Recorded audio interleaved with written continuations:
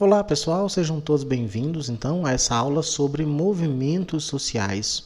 Vou tentar ser bem rapidinho, para a gente poder maximizar a nossa discussão, tá bom? Bom, na verdade essa aula é uma continuação do que nós havíamos começado na anterior, onde nós falamos um pouco sobre cidadania e sobre democracia.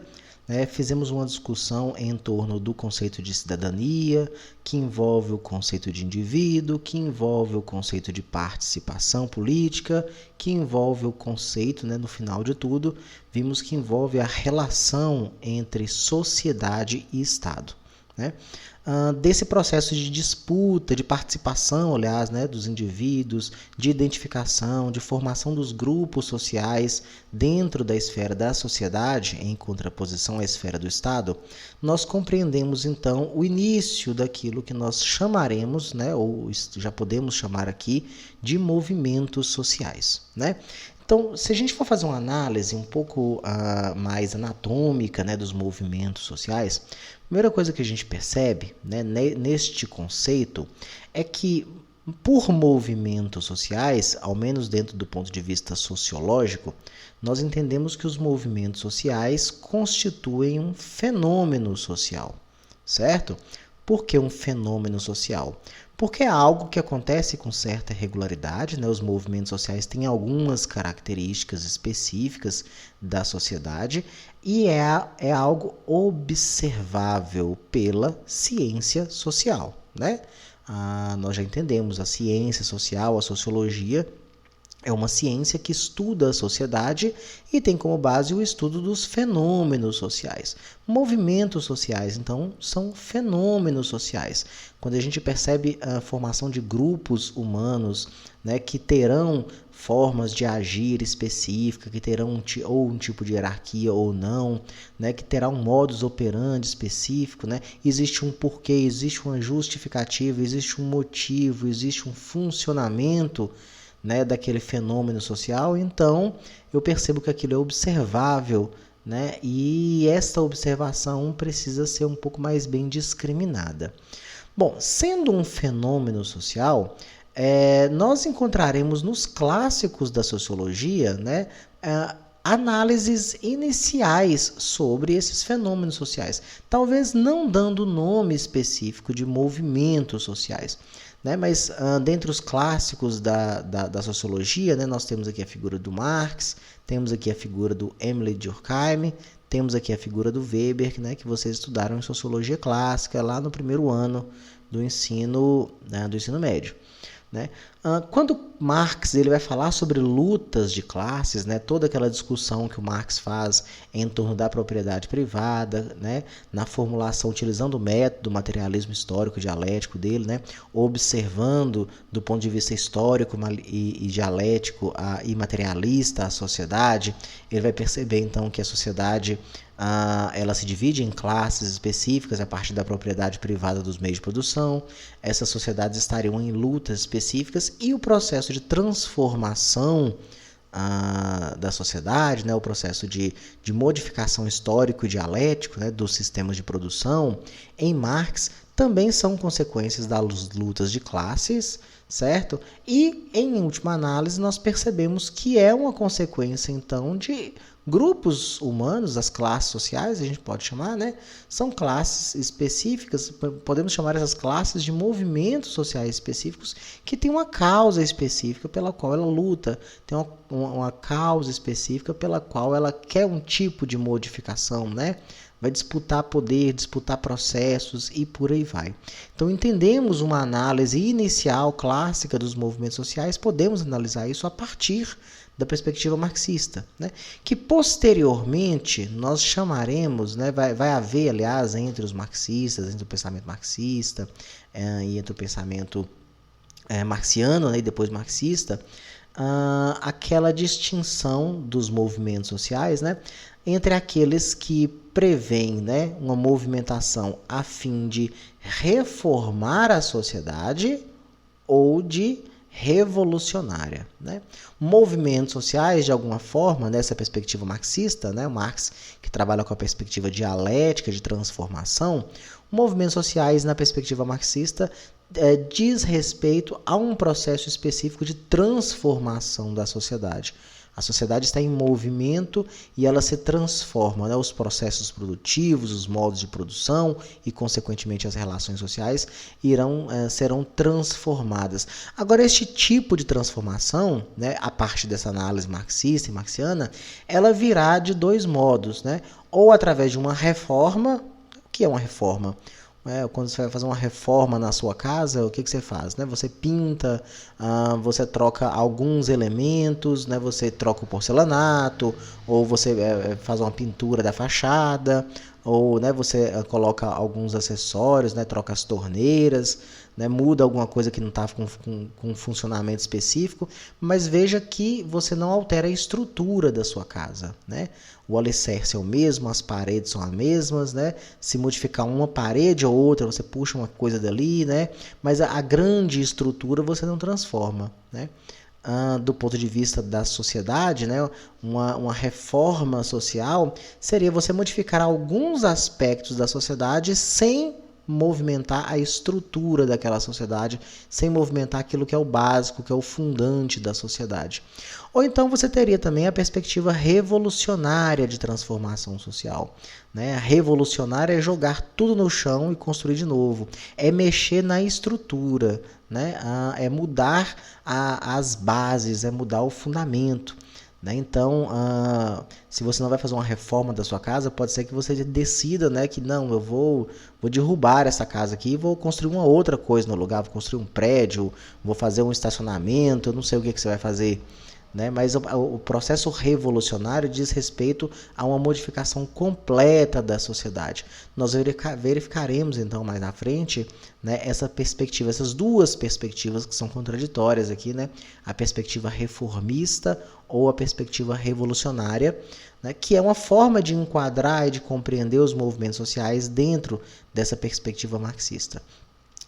Temos também a perspectiva durkheimiana, né, ou positivista, ou funcionalista, né, do entendimento de movimentos sociais. Para isso, a gente volta, né, na análise que Durkheim faz sobre fato social. Né? Vamos lembrar um pouquinho? Para Durkheim, a sociedade ela é um fato social. Né? A sociedade ela existe de modo externo ao indivíduo, age sobre esse indivíduo externamente, coercitivamente. Né? A sociedade, então, seria toda forma de pensar e agir coletiva. Então, não é o indivíduo pensando e escolhendo por conta própria as coisas. A sociedade existiria de modo autônomo, existiria uma consciência coletiva que independe de uma consciência individual. Quando Durkheim faz essa colocação sobre a sociedade, do fato social, nós percebemos uma sociedade mais sólida, certo? Porque ela é externa, né? Uma sociedade que tende a manter-se ordenadamente. Qualquer desvio social em Durkheim, ele vai falar que é uma possível patologia social. Né? Qualquer desvio de ordem social será de um indivíduo ou grupos pequenos de indivíduos que tenderão a sofrer uma coerção pelos demais, né, por toda a sociedade, para que se mantenha uma ordem. Durkheim fala sobre mudança social também. Ele fala que paulatinamente a sociedade ela caminha, a sociedade está em transformação. Mas a transformação social que acontece do fato social, né, ela é lenta, ela é paulatina. Qualquer modificação brusca da sociedade, a partir da análise durkheimiana, né, teria como consequência ou fundaria algo em torno daquilo que ele vai chamar de desordem. Vamos lembrar que o Durkheim ele tem uma influência muito grande do positivismo, né? Sobretudo de Auguste Comte, que era francês como ele. Uma das frases positivistas, né, mais famosas, inclusive está estampada na nossa bandeira nacional, né, que diz respeito a ordem e progresso. Veja, o progresso humano, o desenvolvimento humano só viria a partir de uma ordem. Certo? Essa ordem, então, é o quê? É a sociedade funcionando de modo organizado, as instituições sociais que compõem o fato social, que compõem a sociedade, elas funcionam entre si, elas são harmônicas entre si, não é isso? A sociedade é um sistema social fechado, onde toda instituição cumpre um papel específico, são interdependentes e as coisas estão em ordem. Qualquer modificação, né, muito brusca, então, sobre essas instituições, sobre estes elementos, será verificado por todo o corpo social como uma desordem. Né? Então, haveria aqui, a partir de próprias instituições da sociedade, como o Estado, tentar manter a ordem social e coibir, então, essas desordens. Vamos tentar fazer uma análise um pouco mais prática dessa perspectiva durkheimiana sobre movimentos sociais. Então, veja, grupos humanos, grupos de pessoas que protestam alguma coisa, protestam contra uma ordem específica, protestam contra um ordenamento, contra um conjunto de leis ou contra um conjunto de valores, né? Estes grupos sociais, eles seriam minoria, né? Eles estariam querendo ou desejando promover uma modificação muito brusca do corpo social, e o corpo social reagiria contra esses movimentos, porque o corpo social tende a uma ordem, tende a uma homeostase. Né? Então, essa é uma perspectiva durkheimiana para compreender os movimentos sociais. Essa perspectiva, inclusive, ela é muito benquista por alguns ordenadores, né? A polícia, por exemplo, age muito em torno dessa perspectiva, né? Os aparelhos de justiça, os aparelhos de coerção agem muito dentro dessa perspectiva, né? Se você vai fazer um apitaço, se você vai fazer um buzinaço, se você vai fazer um panelaço, né? Que são movimentos específicos, palavras de ordem, né? Gritaria e por aí vai.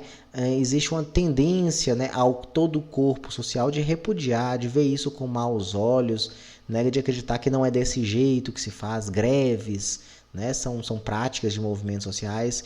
Então isso tenderia a uma desordem social, isso tenderia, a partir dessa análise durkheimiana, né, seria mal visto pelo corpo social como um todo. E posteriormente teremos também a análise weberiana com relação ao fenômeno social dos movimentos sociais, só que em Weber nós temos uma perspectiva diferente, bem diferente da de Durkheim e da de Marx, visto inclusive pelo próprio método de análise de Weber que nós já estudamos, né? Vamos lembrar? O Weber, ele trabalha com um método compreensivo. O objeto de estudo na perspectiva weberiana é a ação social, logo a ação do indivíduo, a forma como o indivíduo significa suas ações, né? Esse significado será dado a partir de uma escolha racional. Dentro dessa perspectiva weberiana, então, entende-se ou passa-se a entender os movimentos sociais a partir da lógica dos indivíduos que compõem esses movimentos sociais, né? A partir da análise ou da busca, né, pela compreensão da lógica que os indivíduos colocam em suas ações coletivas. Né? Então, veja, um movimento identitário, por exemplo, né, como o movimento LGBTQI+, né, o movimento antigo chamado movimento gay, depois movimento GLS, depois modificou a sigla, né, movimento LGBT, depois LGBTQI. Hoje existe uma variedade muito grande, né, de identidade do ponto de vista comportamental, sexual, afetivo, né, da sexualidade e por aí vai. E dizem respeito ao seguinte, veja, são pessoas, são indivíduos que vão significar, às vezes de modo parecido, às vezes de modo diferente, né, as suas ações coletivas. Veja que foge bastante da perspectiva marxista, por exemplo, que entende o fenômeno social dos movimentos sociais como uma identidade de classe, né? Ou seja, eu me encontro proletário, eu me encontro numa situação que diz respeito a uma luta comum por uma modificação da estrutura de produção e por aí vai. Na perspectiva weberiana, um movimento social não se enquadra precisamente dentro de um conceito de classe, se enquadra dentro de uma perspectiva identitária dos indivíduos com relação àquilo que eles irão significar, né? há necessidade então de compreender como cada um dos indivíduos significa suas ações, como essas ações, essas lógicas de ação coletiva, então ela é construída, há necessidade de uma compreensão. Mas na frente nós vamos falar um pouquinho mais sobre Weber, porque a perspectiva dele se enquadra naquilo que nós vamos chamar depois de novos movimentos sociais. E a perspectiva marxista de Durkheimiana se enquadraria muito na perspectiva do que nós chamamos de movimentos sociais tradicionais. A compreensão também que nós precisamos ter dos movimentos sociais, né, se é um fenômeno social, compreendê-lo também como um fenômeno histórico. Histórico por quê? Porque nós verificaremos, né, sobretudo a partir da modernidade, principalmente a partir, né, do processo de construção e de constituição do capitalismo e por aí vai, nós verificaremos modos específicos de compreensão de modificação social, de perspectiva de mudança social. Teremos aí a figura dos burgueses, né, como diria o próprio Marx, o protagonismo dos burgueses para o que foi chamado, né, as grandes revoluções burguesas do século XVIII, aliás, da modernidade, né, Revolução Científica, a Revolução Industrial, a Revolução Francesa. Temos então que perceber, né, que esses movimentos eles encontrarão guarida, né, de acordo com as demandas e aos contextos sociais históricos específicos.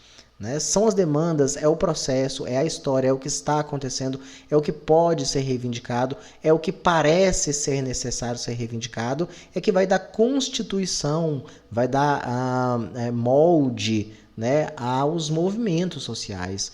Por isso que principalmente a partir agora da década de 60, década de 70, é que a sociologia começa a perceber mudanças drásticas em torno do contorno dos movimentos sociais e que lá na frente, né, nós já iremos chamar aqui de movimentos sociais tradicionais e de novos movimentos sociais. Antes da gente entender basicamente esta relação, né, outra perspectiva importante da nossa compreensão sobre os movimentos sociais diz respeito à relação, né, que nós discutimos na aula passada entre Estado e sociedade. Nós falamos na aula passada que existe o corpo social, existe a sociedade, dentro de uma perspectiva filosófico-política, né? Por exemplo, entre lá os naturalistas, nós vemos que os grupos sociais, que os indivíduos, na perspectiva de demanda por direitos individuais e por aí vai, criariam, né, a figura do Estado. O Estado existiria, então, numa perspectiva filosófica, para responder aos anseios dos indivíduos e por aí vai. Bom, cria-se uma relação específica de separação entre sociedade e Estado, porque dessa perspectiva o Estado, por mais que seja uma criação da sociedade, seria o instrumento que permitiria a própria existência da sociedade. Então, é uma relação contraditória e dependente entre Estado e sociedade. Desta relação e desta separação entre Estado e sociedade, a perspectiva que a gente tem de análise dos movimentos sociais diz respeito a movimentos sociais, então, são grupos que pertencem à sociedade, né, que aí terão identificação específica, terão demandas específicas, né, e que existiriam em torno de uma política, né, desenvolveria, porque a perspectiva dos movimentos sociais é uma discussão e é uma prática política, né, no que diz respeito, ora, a uma parceria, ora, a um confronto com o Estado. Movimentos sociais são movimentos da sociedade que estão diretamente vinculadas à ideia de Estado, né? Ou no ponto de vista de fazer uma parceria, alguns movimentos dependem do Estado. Se não fosse o Estado, se não fosse a abertura que o Estado tem a esses movimentos sociais, a demanda deles seria completamente sem validade, né? sem fim, sem uma finalidade teleológica. Então, alguns movimentos eles existem em parceria com o Estado, né? Depende do Estado. Outros estão em confronto com o Estado porque encontram no Estado um opressor, encontram no Estado um dificultador, né? Então, alguns movimentos, por exemplo, têm a vontade, a perspectiva de tomar o Estado, de ocupar o Estado, porque percebem que é a partir do Estado, como um veículo de constituição e de exercício de poder, né, é que as demandas sociais que esses movimentos têm aqui no seio da sociedade serão atendidas ou não serão atendidas. Então, é uma perspectiva hora de parceria, hora de confronto. Essa perspectiva é uma perspectiva política dos movimentos sociais. Lembra que a gente falou na aula passada que da relação entre Estado e sociedade, né, o ponto que liga esta relação aqui é justamente a política, né, a disputa pelo poder, a disputa pelo discurso e por aí vai. E isso vai se dar, né, como eu falei agora, dependendo da abertura ou não abertura que o Estado tenha à sociedade civil, ou que a gente chama de sociedade civil organizada, que nada mais é do que os próprios movimentos sociais. Vamos entender então que essa sociedade civil organizada ou esses movimentos sociais terão duas perspectivas, né? Ou uma perspectiva transformadora, como nós já falamos na aula passada, né? Movimento social diz respeito a uma transformação, queremos transformar a sociedade, queremos uma movimentação que desloque a sociedade, né, para uma perspectiva específica, ou teremos também aqueles movimentos conservadores, aqueles movimentos que reagem, né, a uma tentativa de transformação. Então são grupos específicos que estão contentes com modus operandi específicos, estão contentes ou estão confortáveis em uma situação específica e que se movimentam também, né, para manutenção desta ordem. Perceberemos, por exemplo, aqui a perspectiva durkheimiana, quando a gente vai fazer a análise sobre a perspectiva conservadora, né, dos movimentos sociais. Ou poderemos perceber também a perspectiva marxista aqui no processo de transformação da sociedade. E, em algum modo, talvez a perspectiva weberiana, mas daqui a pouquinho a gente fala sobre ela. Né? Então, veremos, né, como eu falei no slide passado, que dessa perspectiva aqui nós temos os movimentos sociais revolucionários e nós temos os movimentos sociais reformistas. Tá certo? Numa junção entre transformador e conservador aparecem as perspectivas reformistas, né? Aqueles grupos que entendem que algumas coisas precisam ser modificadas, mas outras devem ser mantidas. Então se enquadra naquela perspectiva que eu expliquei para vocês, da reforma. Você muda uma coisa ou outra, mas você mantém a base, você mantém a estrutura, né? Mantém o alicerce. Outras perspectivas mais transformadoras e menos conservadoras talvez caiam, né, em uma perspectiva revolucionária, dizendo, olha, tem que mudar tudo, não dá para poder manter uma coisa ou outra, porque senão no final nada se mantém, né? Aquela coisa, você percebe que a casa está toda estragada, não adianta você pintar, né, que a infiltração ela está acontecendo, a parede está totalmente infiltrada, o chão está totalmente rachando, vai afundar. Então, né, talvez a perspectiva é de que não dá, tem que destruir e fazer de novo, tem que construir bases mais fortes, específicas e por aí vai. Aí, dentro de toda essa análise que nós fizemos, então, até o momento sobre movimentos sociais, nós vamos fazer uma separação, e as leituras que eu deixei para vocês aí, elas vão compreender e vocês vão conseguir perceber essa separação nas leituras, entre aqueles que são chamados de movimentos sociais tradicionais, que obviamente vai depender do contexto histórico específico para que eu possa fazer essa formulação, porque é do contexto histórico que eu vou entender também a perspectiva. Os movimentos sociais tradicionais são aqueles movimentos que tendem estão aqui, né, no confronto propriamente dito com relação ao Estado, né? O confronto ou parceria propriamente dita com o Estado. Dependem muito do Estado, a demanda deles está direcionada ao Estado, né? Diz respeito à ocupação do Estado. Eu tenho aqueles grupos que ocupam o Estado para manutenção de um status quo, os movimentos conservadores, e eu tenho aqueles movimentos que desejam a ocupação do Estado de forma mais sólida, ou para uma transformação revolucionária, ou uma transformação reformista. Geralmente, tem a ver, agora na modernidade, para a contemporaneidade, né? E agora, durante a contemporaneidade, principalmente os primeiros anos aí do século XX, nós verificaremos movimentos sociais dentro dessa perspectiva. É dessa perspectiva de movimentos sociais tradicionais que surgirão os partidos políticos, né, que surgirão os sindicatos, surgirão movimentos específicos que buscam uma transformação total da sociedade ou que buscam um aspecto de controle do Estado. São movimentos que vocês verificarão que eles estão muito bem hierarquizados, né? Existe uma organização vertical sobre os movimentos sociais tradicionais, né? Existe uma liderança, né? Existe alguém que é reconhecido por todos, existe uma carta, existe um estatuto, né? Existe algo específico. Eu poderia citar, por exemplo, aqui, o movimento dos trabalhadores rurais sem terra. São movimentos que buscam uma transformação completa da estrutura fundiária brasileira, né? Então temos aqui a perspectiva transformadora, a perspectiva revolucionária, e se enquadra dentro dessa perspectiva aqui dos movimentos sociais tradicionais, porque eu tenho lideranças específicas, eu tenho uma organização que é muito verticalizada, e existe, né, uma tendência de união a partidos políticos específicos para a ocupação do Estado. Ocupação do Estado essa que diz respeito a uma transformação da sociedade a partir do Estado, uma transformação econômica, uma transformação fundiária, uma transformação infraestrutural e por aí vai, né? Só um exemplo.